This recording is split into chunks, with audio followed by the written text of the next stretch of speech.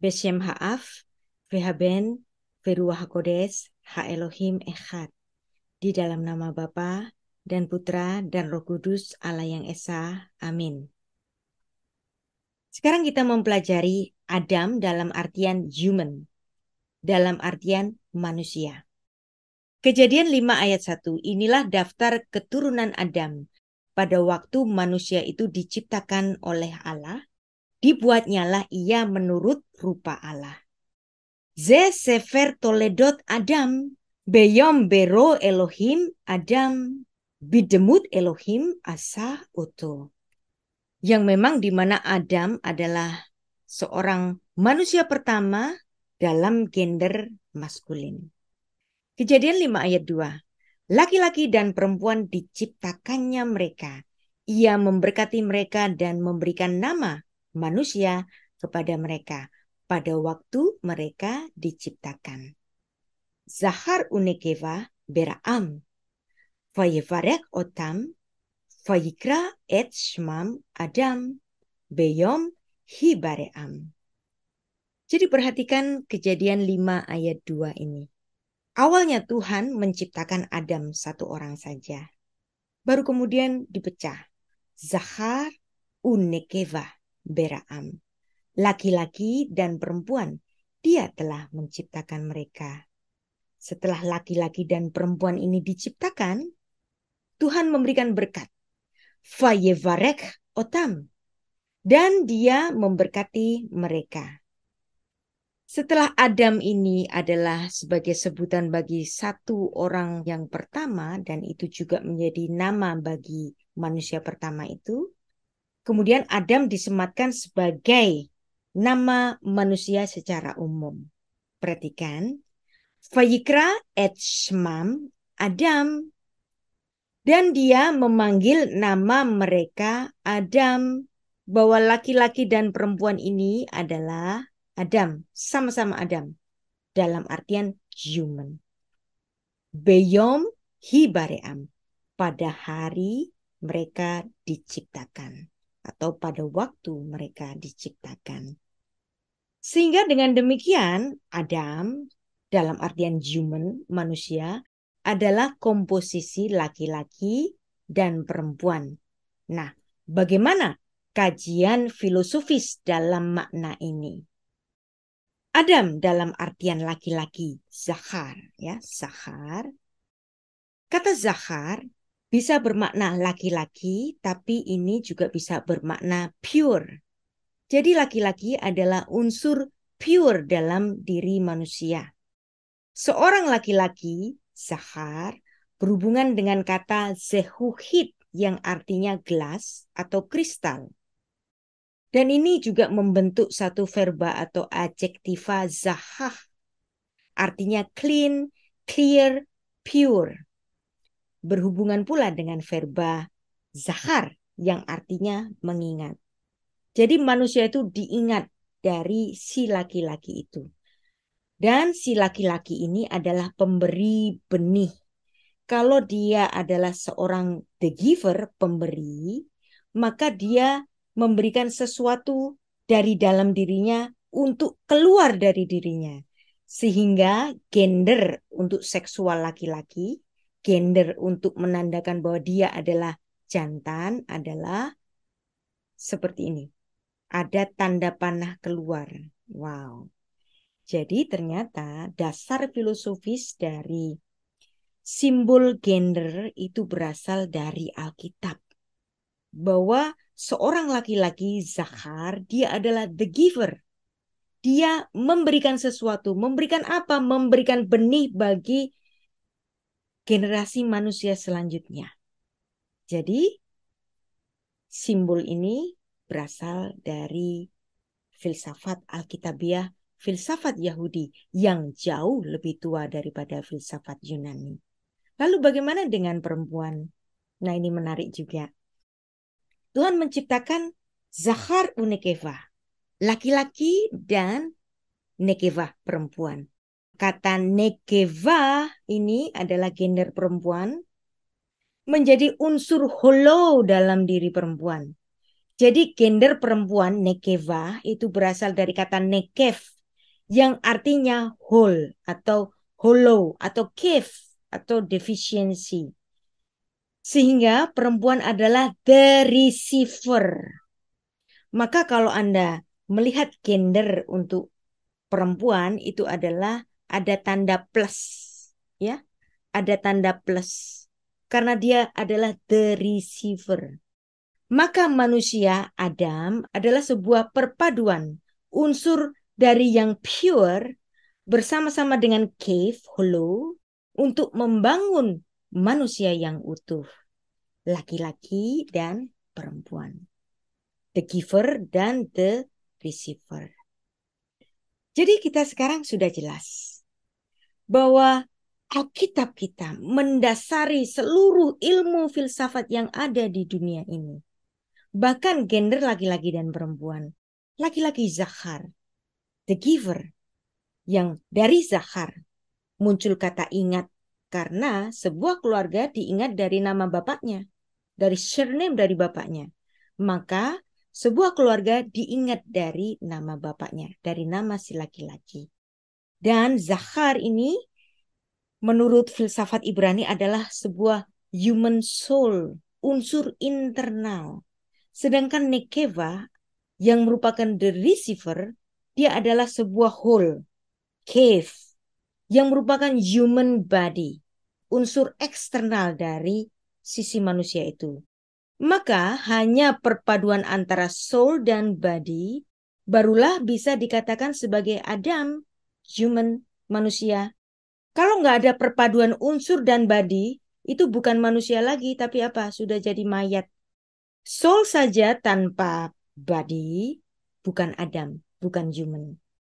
Body saja tanpa soul, bukan Adam, bukan human. Nah, sekarang kita masuk pada pemahaman lebih lanjut mengenai kata Zachar. Laki-laki sebagai sang pemberi. Nah, Anda perhatikan di sini ada aksara zain. Nah, aksara zain itu adalah simbol maskulin. Bahwa sang laki-laki adalah sang pemberi. Pemberi apa? Pemberi benih, pemberi nafkah, pemberi nama sebagai ingatan bagi keluarga itu. Bagi keluarga yang dia dirikan. Zachar, gender laki-laki, pemberi benih. Pemberi keturunan benih adalah zera. Perhatikan ada juga kata zain. Huruf zain. Zachar ada huruf zain. Kata zera juga ada huruf zain. Kita lihat satu contoh ayat bahwa setelah bencana air bah, Allah menjadikan Nuh sebagai Adam yang baru. Yang memberikan benih keturunan, zera bahasa Ibraninya, yang menjadi cikal bakal keturunan manusia-manusia di bumi ini melalui ketiga putra-putra Nuh, Shem, Ham, dan Yafet. Kita baca ayatnya ya. Kejadian 9 ayat 9. Sesungguhnya aku mengadakan perjanjianku dengan kamu dan dengan keturunanmu Zera. Nah, di sini Tuhan bicara di hadapan satu orang laki-laki. Siapa dia? Nuh. Dan di belakang Nuh ada 3 laki-laki. Siapa dia? Sem, Ham, dan Yafet. Nah, keturunan di sini juga dirujuk dengan huruf maskulin. Di sini Ve'et Zar Achem, ada huruf zain di sini, huruf maskulin. Jadi laki-lakilah yang memproduksi benih keturunan bagi kelanjutan penciptaan. Dalam pola Alkitab, berkat sesungguhnya itu adalah bukan kekayaan, tetapi berkat sesungguhnya adalah keturunan, anak cucu, yang merupakan berkat yang lebih besar daripada kekayaan materi.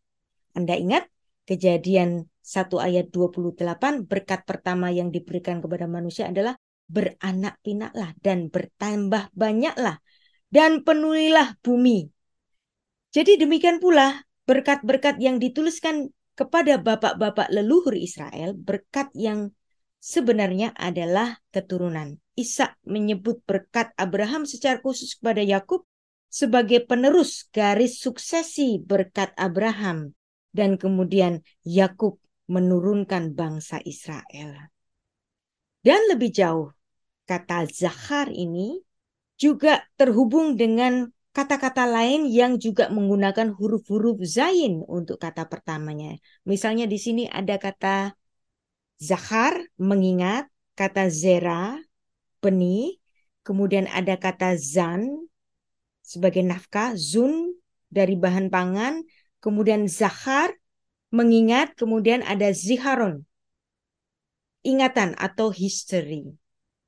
Kata zan dalam artian pemelihara atau pemberi nafkah itu ada juga ayatnya di Alkitab dalam Mazmur 144 ayat yang ke-13.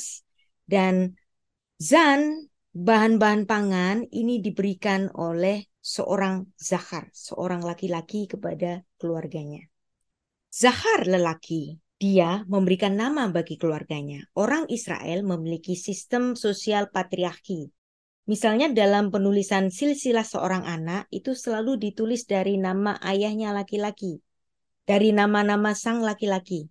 Dan ini bisa Anda dapat buktikan dalam Alkitab Perjanjian Baru bagaimana Yesus Kristus itu ditulis silsilahnya menurut silsilah bapaknya yaitu Yusuf dalam kitab Matius, dan kemudian silsilah menurut garis ibunya yaitu Maria dalam kitab Lukas pasal 3. Semuanya ditulis dalam nama-nama laki-laki.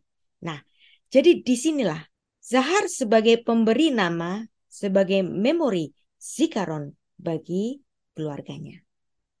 Sekarang ada juga pemikiran yang indah sekali dalam filsafat Yahudi, yaitu nama Tuhan Yod-He-Vav-He. Kalau dikonstruk, dia disebut dengan Yah. Nah, Yah ini adalah bentuk singkat dari Yod-He-Vav-He Adonai. Perhatikan, Ish laki-laki, ya.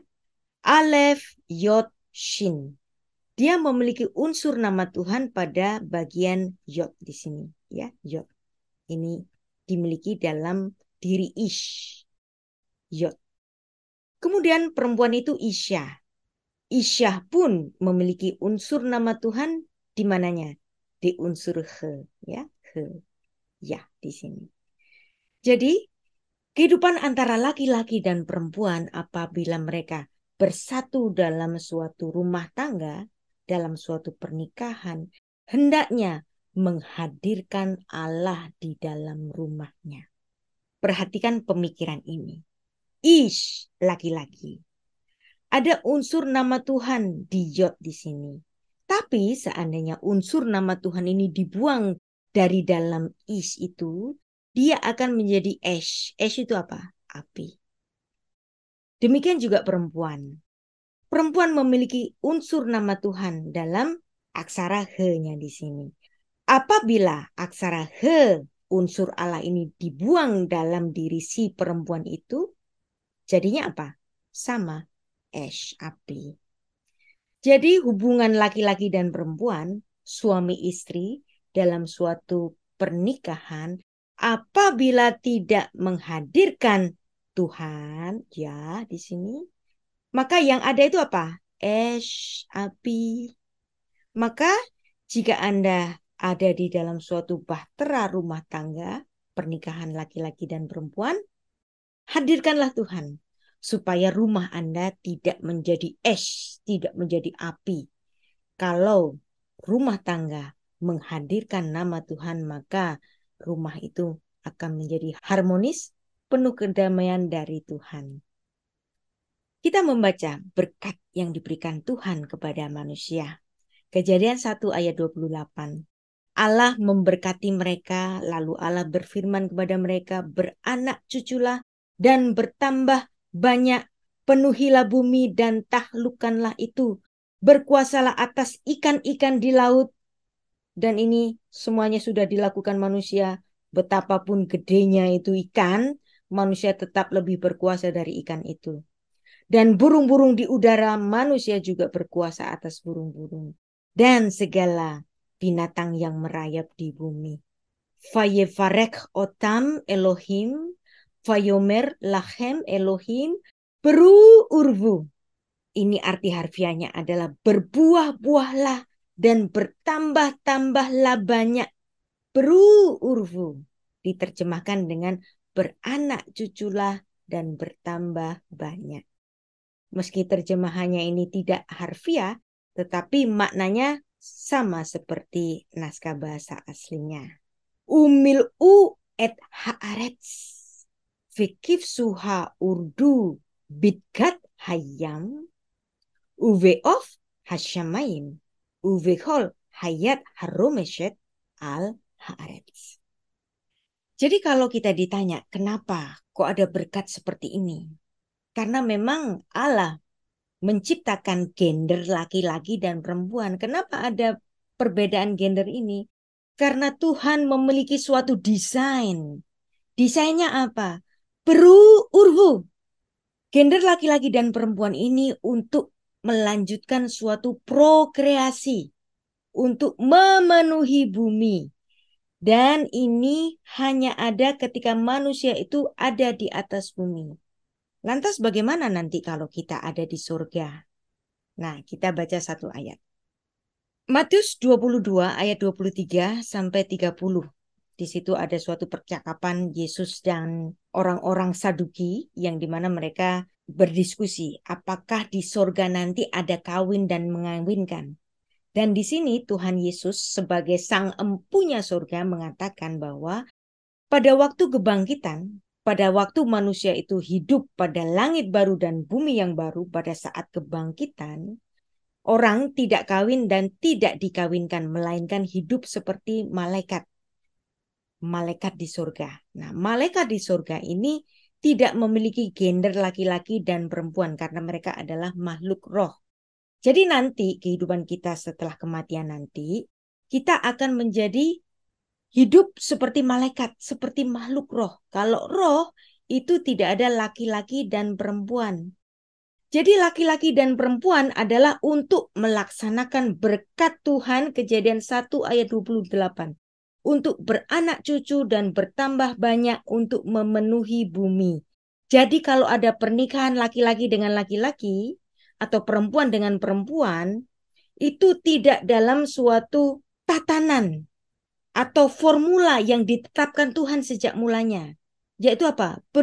Urfu. Gender laki-laki dan perempuan sengaja Allah ciptakan untuk berbeda untuk urfu. Tidak akan ada sesuatu yang lahir dengan pernikahan sesama jenis. Tidak akan bisa benih laki-laki dengan benih laki-laki sama-sama melahirkan seorang anak. Atau sel telur perempuan dengan perempuan itu melahirkan seorang anak. Harus benih laki-laki dengan telur perempuan baru akan menjadi keturunan setelah manusia-manusia itu. Inilah tatanan yang ditetapkan Allah sejak mulanya. Jangan pernah mengubah ini. Memang ada banyak sekali perjuangan-perjuangan kaum LGBT bahwa mereka memperjuangkan pernikahan sesama jenis atau sesama LGBT mereka. Apabila itu diperjuangkan dalam ranah hukum sipil, mungkin masih bisa kita terima. Tetapi apabila itu dipaksakan untuk masuk ke dalam suatu gereja, yang dimana gereja harus dipaksa untuk menikahkan pasangan LGBT, sesungguhnya ini menyalahi apa yang dituliskan di dalam Alkitab. Nah, sekarang kita akan mempelajari unsur gimel dalam diri perempuan. Gimel perempuan. Gimel perempuan itu adalah dalam arti nursing, bahwa memang perempuanlah yang akan mengasuh bayi yang dilahirkannya. Nah, menarik, unsur perempuan dalam filsafat Ibrani adalah aksara gimel dalam artian nursing. Nah, menariknya, kata married couple dalam bahasa Ibrani adalah zuk. Apa itu zuk? Zuk adalah zayin. Zain itu kita tadi sudah belajar bahwa zain adalah unsur laki-laki atau unsur maskulin. Kemudian ada huruf faf. Faf ini artinya dan, ya, dan. Dan kemudian ada unsur gimel yang adalah unsur perempuan, gimel, nursing. Maka zain, gimel membentuk kata zuk. Nah, jadi zuk ini dalam bahasa Ibrani artinya married couple. Married couple bukan Zeus, bukan Guk, tapi Zuk. Zayin, Gimel. maka pernikahan sejenis bukan konsep Alkitab. Zug adalah Zayin V. Gimel. Sehingga kita dapat mengerti bahwa pernikahan LGBT bukan ide dari Alkitab.